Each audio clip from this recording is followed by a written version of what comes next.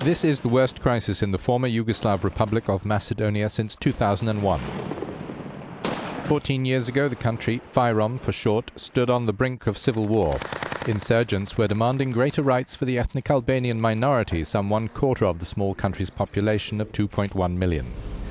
Western governments hoped they could ease FYROM's ethnic tensions and encourage liberal democracy by holding out the prospect of membership in the EU and NATO, and by patching up the country's long-running dispute with Greece over the name Macedonia. Instead, European officials today admit they are seriously concerned over a deterioration in the rule of law, fundamental rights, and media freedom.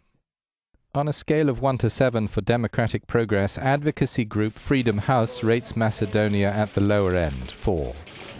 The government in Skopje is coming under international pressure to address accusations that it rigged parliamentary elections in April 2014 to win.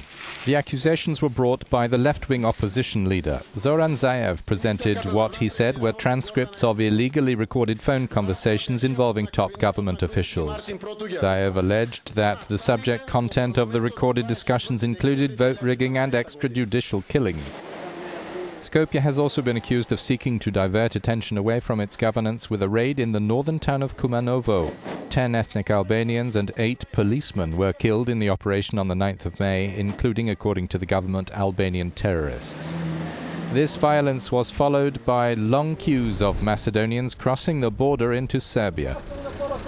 Adding to the tensions, Russia's foreign ministry has accused what it calls Western organizers of trying to stir up revolution against a government that refused to join European sanctions against Russia over the conflict in Ukraine.